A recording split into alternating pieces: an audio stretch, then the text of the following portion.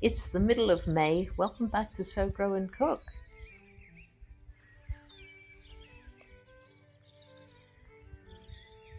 Everything's finally starting to grow. The temperatures are gradually creeping up, although the nighttime temperatures are still pretty chilly. So I'm planting things in the polytunnels, but not so much outdoors, especially if they're tender things like beans.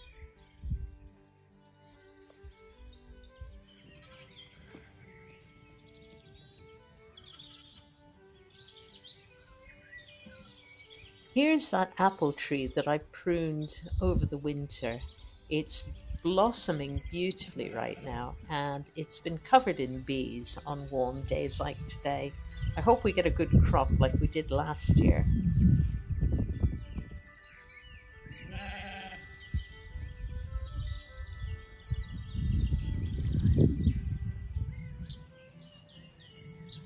Here's some of the seedlings that I've been growing, and I'm now hardening them off outside on top of the stock trailer just to keep them away from curious goats and other animals.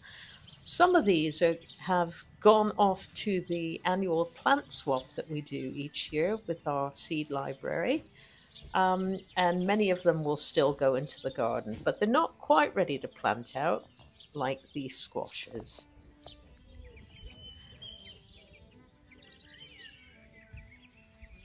Here's the little fluffy chicks now grown up a bit. They're about 4 or 5 weeks old. They're coming off of their heat source now and spend most of the days outdoors and a little bit into the night before I bring them back in. They'll soon be moving to a bigger coop with a run and spending all the day and night outdoors. Most of these are replacement egg layers for some of the older girls.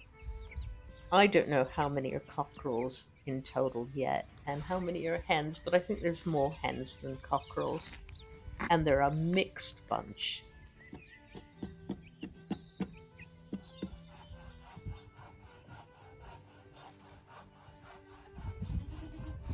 And although we're into May and heading into summer soon, there's still a lot of preparation for the following autumn and winter. We're always processing firewood and things so that it has time to dry and season, and we can split it and have it ready when we actually need it. So it's not all about just planting things in the garden. Sometimes it's about preparing for the winter ahead. You're always thinking ahead on a small holding. Now, I'm one who practices the no-dig method 95% of the time in my garden. It's a good way to garden. It's a lot less effort once you kind of get it established, and the plants seem to thrive on it. But this year, in my lower polytunnel, we had to keep 3 of our sheep in who were going to produce lambs, because my friend whose barn I was going to use had his sheep in and the timing was a bit wrong. So rather than try and make the poor sheep lamb outdoors, I put them in the polytunnel as there was nothing growing in here. And they were in here for about 4 weeks in total, 4 or 5 weeks. And now they're out in the field in the glorious sunshine. But the soil that they were on had become completely compacted. I mean, it was really a hard layer of straw and soil and manure, and there'd be no way that I could plant my tomatoes in here. It was just pretty hard stuff. So what do you do in cases like that? So what I did was get my fork, and I'm slowly just turning it over, and I'm going to then spray some water on it and rake out the worst of the lumps and plant into it. It should be pretty fertile with all that manure and stuff in there. Plus some mulch and straw and other things that were already in here. So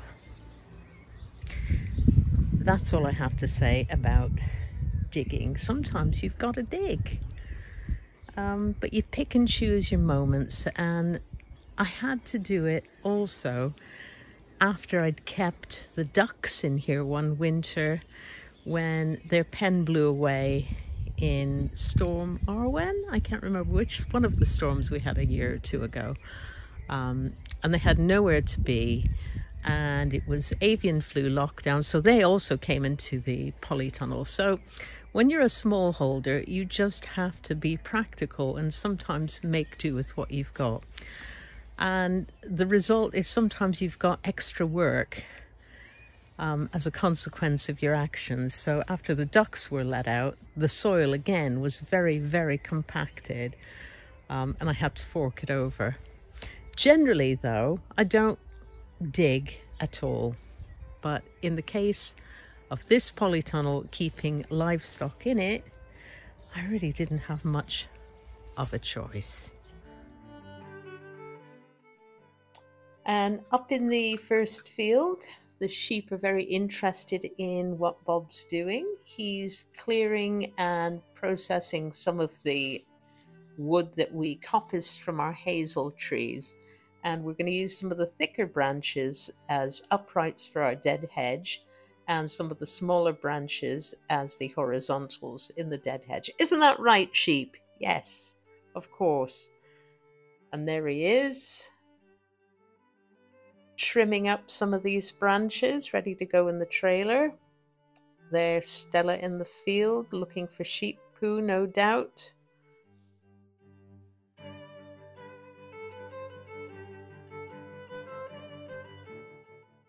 And there's the sheep deciding whether they want to hijack or ride on mower and the trailer, and if it's worth their while, or whether they should just go mind their own business and carry on grazing in the lovely meadow they've got. Hey, get off! So we've gathered up all these prunings from last winter and earlier in the spring. And just recently, when our neighbour trimmed a lower branch off some trees, and rather than chip them or burn them, we're going to use them to continue making our dead hedge. But I also want some of the straighter, well, sort of reasonably straight ones to use as bean arches or bean poles up in the garden, and I'll show you. They're not going to be perfectly straight. They're going to be kind of hobbit house style bean teepees, because that's kind of the style of the garden anyway. So if you can see what I'm talking about here.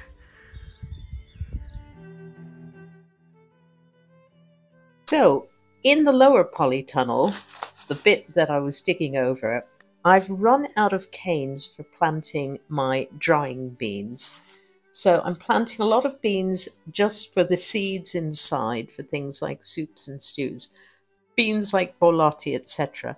Now, I've run out of bamboo canes, and I don't want to use those hazel sticks because they're a little bit too irregular, and you've got to have like sticks that kind of behave in a polytunnel, otherwise you're in danger of puncturing the plastic.